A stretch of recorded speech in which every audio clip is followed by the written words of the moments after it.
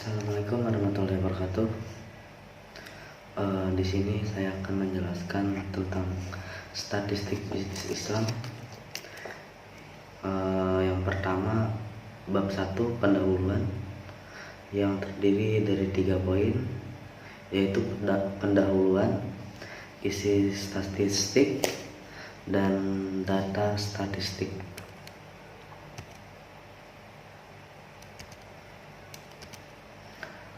Pendahuluan. Dalam arti sempit, statistik dapat diartikan sebagai kumpulan data yang menjelaskan sesuatu. Statistik banyak diterapkan dalam berbagai disiplin ilmu. Untuk ilmu bisnis, ekonomi, statistik digunakan yang pertama untuk bidang akuntansi, yang kedua untuk pemasaran, yang ketiga untuk ekonomi.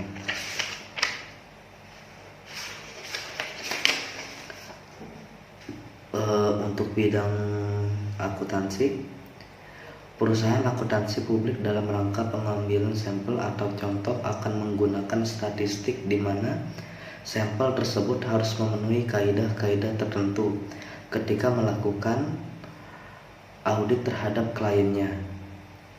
Yang kedua untuk keuangan, para konsultan keuangan menggunakan beberapa jenis informasi statistik seperti rasio keuangan dan hasil dividen untuk membantu dalam memberikan rekomendasi investasi. Yang ketiga, pemasaran. Pengambilan sampel untuk penelitian dalam rangka peluncuran produk baru. Masyarakat sebagai responden diminta pendapat mengenai produk yang akan diluncurkan tersebut. Yang keempat, terakhir, yaitu ekonomi. Para ahli ekonomi menggunakan statistik untuk meramalkan kondisi ekonomi di masa datang. Yang kedua, isi statistik. Isi statistik itu terdiri dari 3 ya teman-teman. Yang pertama data, yang kedua kriteria, dan ketiga keputusan.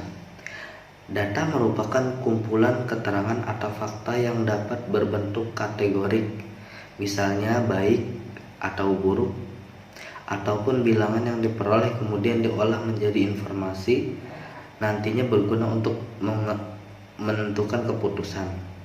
Yang kedua, kriteria keputusan. Setelah data diolah dengan statistik, kemudian akan menghasilkan berbagai kriteria.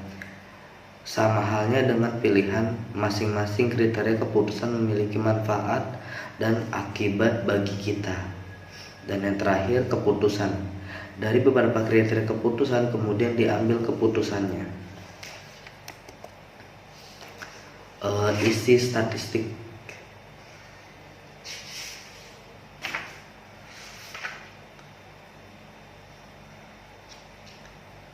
Isi statistik itu pertama,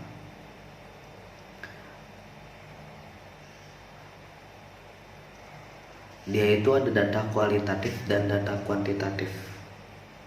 Data kualitatif secara sederhana dapat disebutkan data hasil untuk kategori. Bentuk isi data yang berupa kata atau dapat didefinisikan sebagai data bukan angka, tetapi dianggap contoh, jenis kelamin, status, dan lain-lainnya. Data kuantitatif. Data berupa angka dalam arti sebenarnya. Jadi berbagai operasi matematika dapat dilakukan pada kuantitatif. Data kuantitatif dapat terbagi menjadi 2, yaitu data interval dan data rasio. Data interval menempati level pengukuran data yang lebih tinggi dari data original karena selain dapat bertingkat urutannya, juga urutan tersebut dapat dikuantitatifkan. Data rasio. Data rasio adalah dengan tingkat pengukuran paling tinggi di antara jenis data lainnya. Data rasio adalah data bersifat angka dalam arti sesungguhnya dan dapat dioperasikan dalam matematika. Bab 2. Populasi dan sampel. Untuk bab 2 sendiri terdiri dari 3 poin, yaitu pendahuluan, teknik sampling, dan yang terakhir menentukan ukuran sampel. Pendahuluan. Populasi adalah wilayah generasi untuk terdiri dari objek, subjek yang mempunyai kualitas dan karakteristik tertentu yang ditetapkan oleh peneliti untuk dipelajari dan kemudian ditarik kesimpulannya. Teknik sampling. Teknik sampling ini terdiri dari 2, yaitu probability sampling dan non-probability sampling. Dari 2 ini terbagi lagi menjadi beberapa, seperti contohnya di probability sampling terbagi menjadi 3, yaitu simple random, propagand, starvation random, dan yang terakhir cluster sampling. Untuk sampel random sampling, pengambilan anggota sampel dan populasi dilakukan secara acak tanpa memperhatikan setara yang ada di dalam populasi itu. Cara demikian dilakukan bila anggota populasi dianggap homogen. Proportion stratified random sampling. Teknik ini digunakan bila populasi mempunyai anggota untuk yang tidak homogen dan bersetara secara proporsional. Dan yang ketiga, cluster sampling.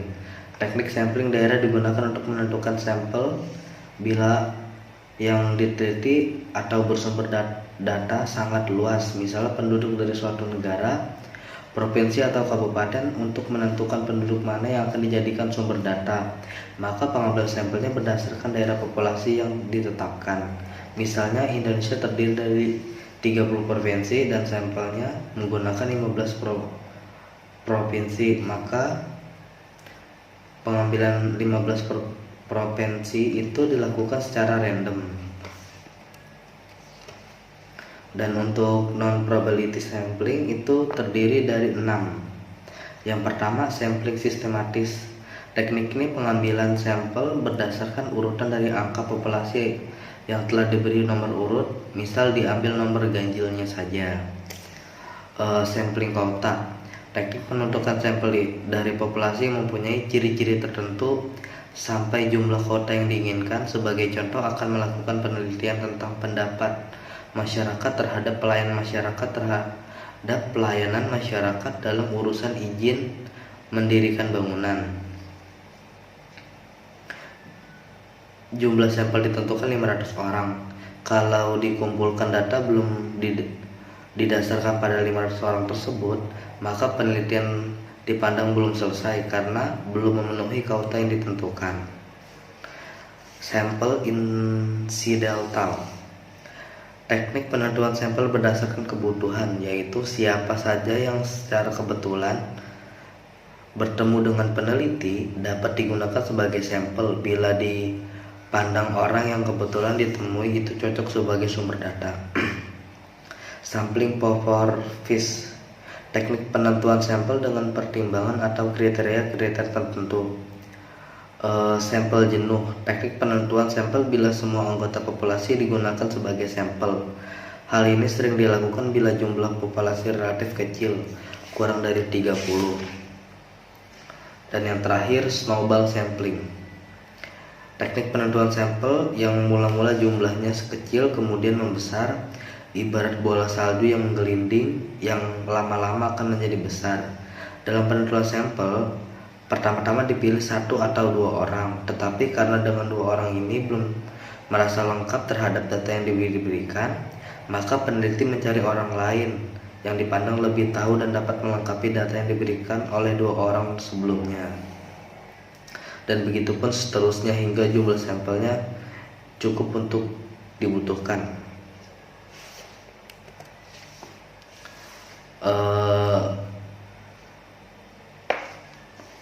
Menentukan ukuran sampel.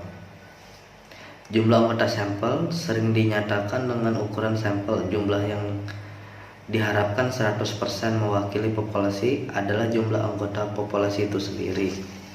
Contoh, N itu ukuran sampel, N besarnya populasi, dan E itu persen kelonggaran ketidaktelitian karena kesalahan yang pengambilan sampel yang ditolerir. Contohnya seperti ini teman-teman. Saya buat ya teman-teman. Misal,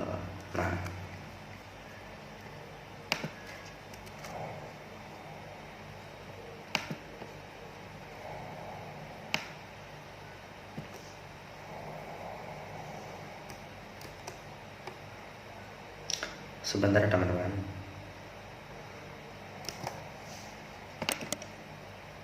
Oh, salah. Pakai ini aja teman-teman. Oke. Di sini aja. Maaf. Misalkan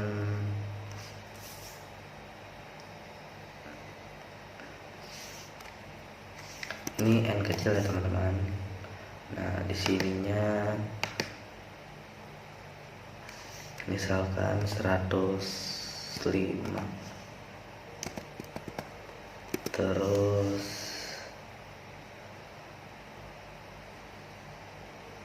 ini karena N besar maka dia juga sama 105 dikali E nya itu misalkan kita ngambil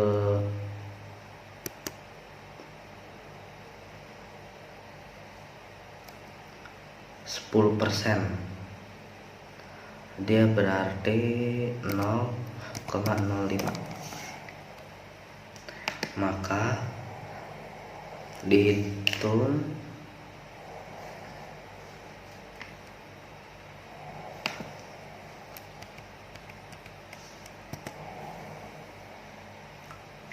totalnya 83,17. Nah, kalau seandainya dihitung itu bisa 83,17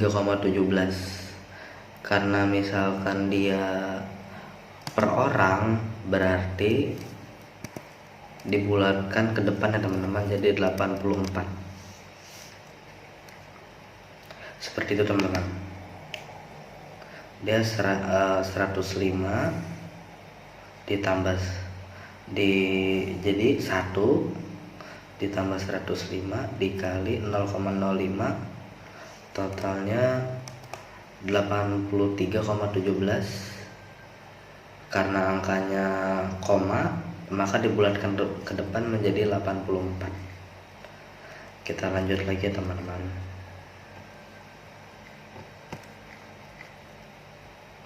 Mana ya?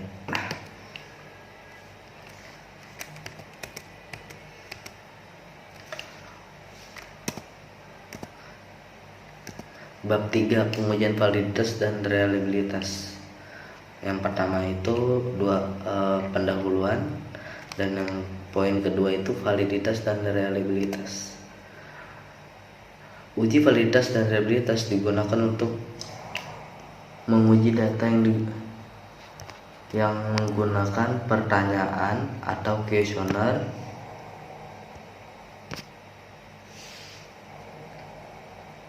maaf teman-teman, sedikit gelap ya.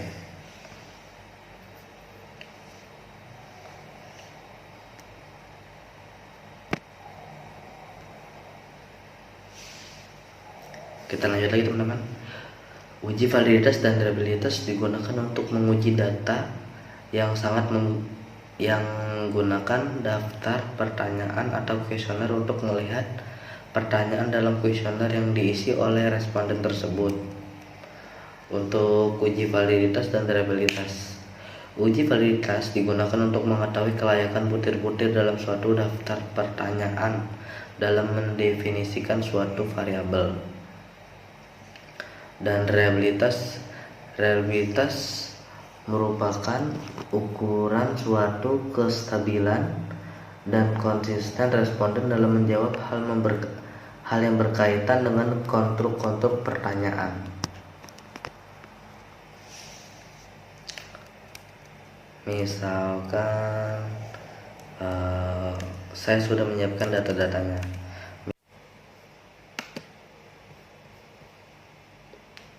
Untuk menentukan nilai validitas, yang pertama-tama itu kita mencari nilai R hitung, yang kedua R tabel, dan yang ketiga status. Status itu masukkan statusnya valid atau tidak ya teman-teman. Mari kita mulai. Pertama-tama rumusnya itu sama dengan Corel, lalu hasil pertanyaan pertama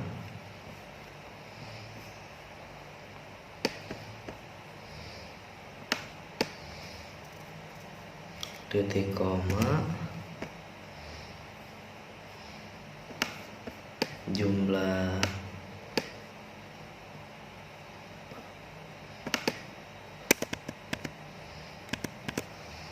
pertanyaan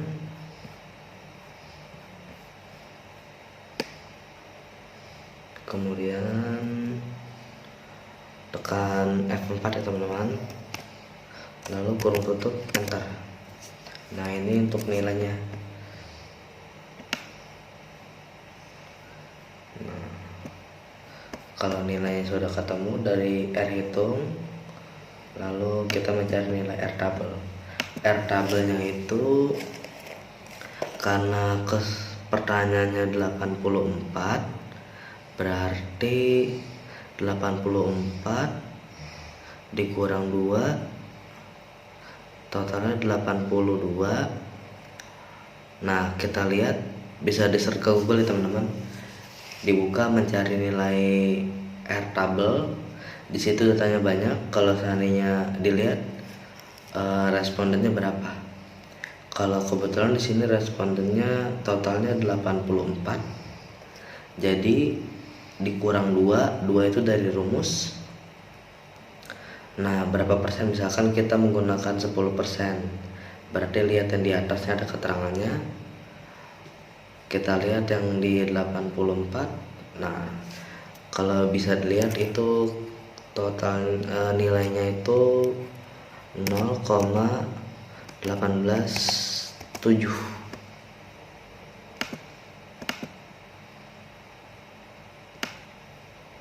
Kita geser. Oke. Untuk mencari statusnya itu sama dengan if kurung buka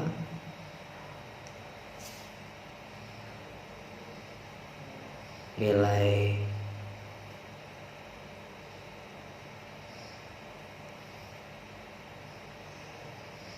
R hitung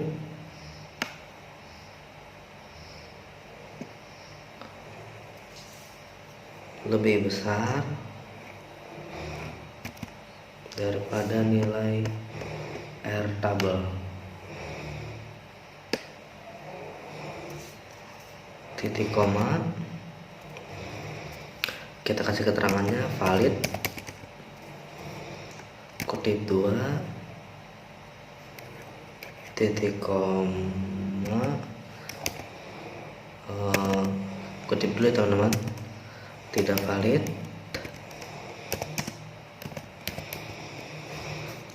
kutip 2 kurung tutup enter. Nah sini keterangannya valid ya, bisa dilihat teman-teman. Nah itu untuk menentukan nilai validitasnya, dan selanjutnya kita menghitung nilai reliabilitas.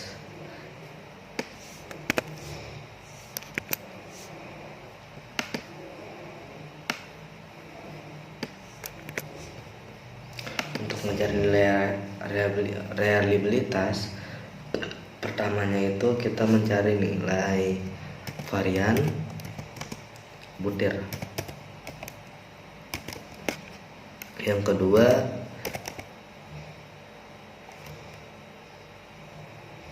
jumlah varian butir, Dan yang ketiga, total varian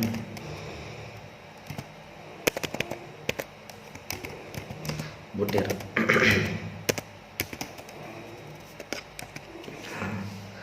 Kalau sudah begini dan di sininya R11, baru reliabilitas. Nah, seperti ini teman-teman.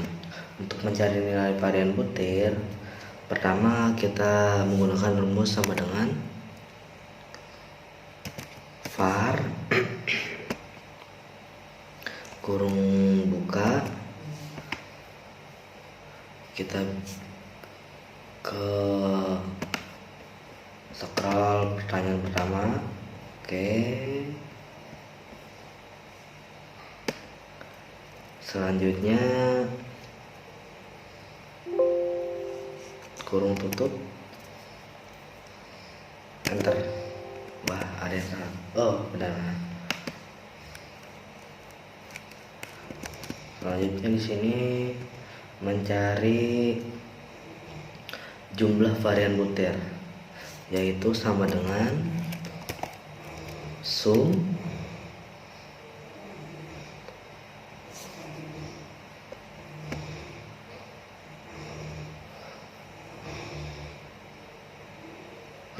varian butir, lalu kita tutup kurung, enter.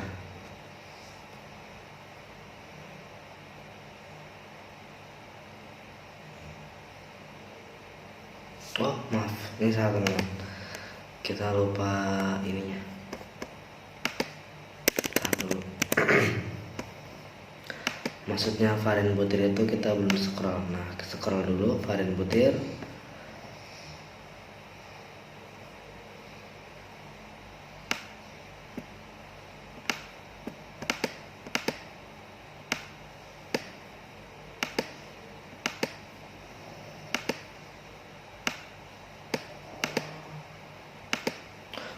Nah, di sininya total ya teman-teman.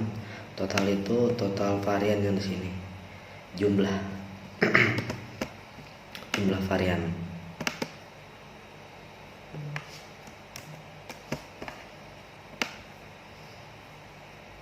Nah, ketemu teman-teman. Untuk mencari jumlah varian butir, yaitu sama dengan sum kurung buka varian butirnya, kurung tutup, enter. Nah, untuk total varian butir yaitu sama dengan varian butir, enter. Selanjutnya di sini kita menggunakan rumus kurung sama dengan kurung buka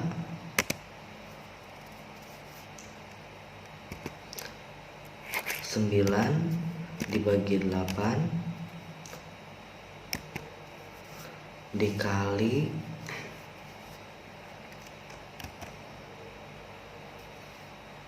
kurung tutup kurung buka 1 dikurang jumlah varian dibagi total varian. Di sini menggunakan tutup kurungnya 2 ya teman-teman. Nah, lalu enter.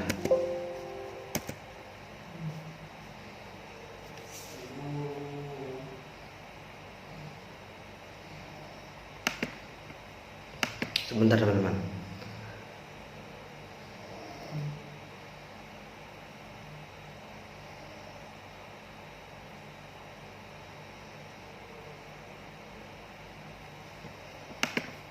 Untuk mencari nilai variabel yaitu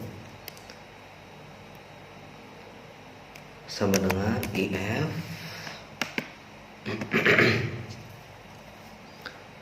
kurung buka,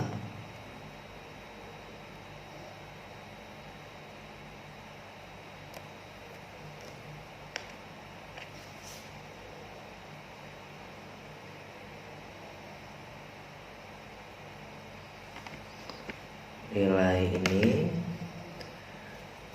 lebih kecil dari 0,2 titik koma, statusnya sangat rendah, kutip 2 titik koma, if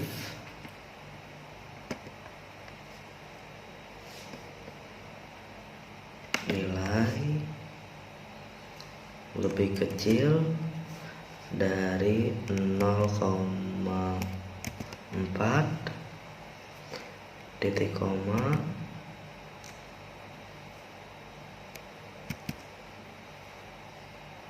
rendah.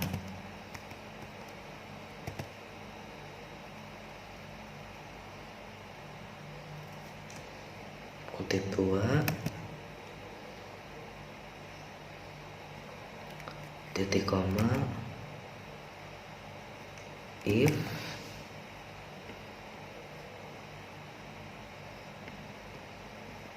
nilai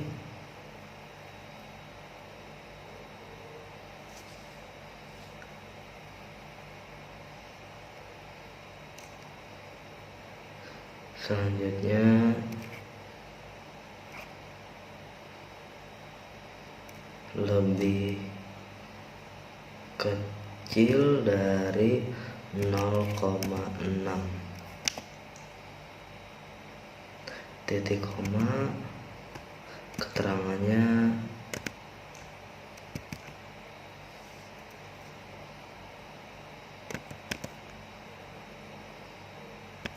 sebentar teman-teman.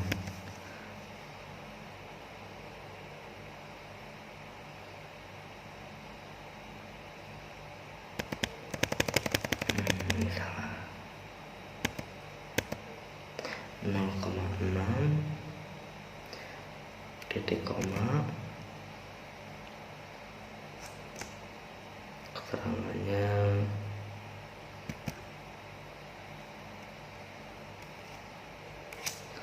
sedang.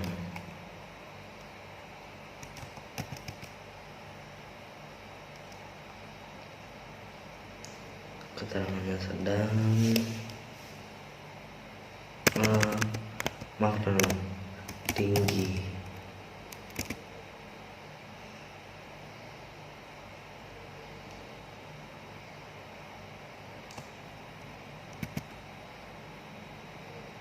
Titik koma, if kurung buka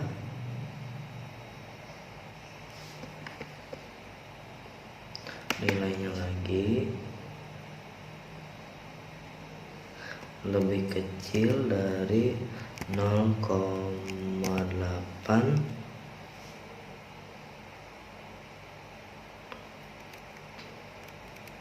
titik koma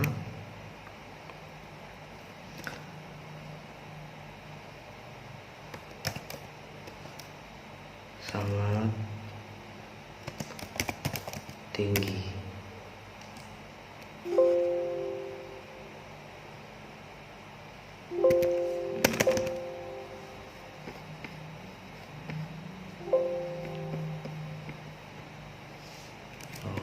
Ini yang salah teman. Sini belum dikutip.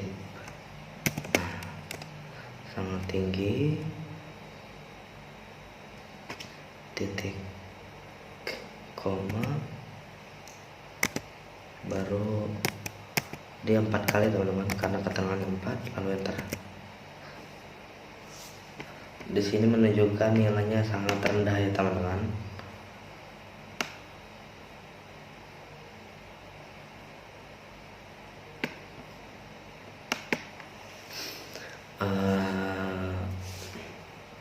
Sekian dari saya. Semoga bermanfaat ya teman-teman.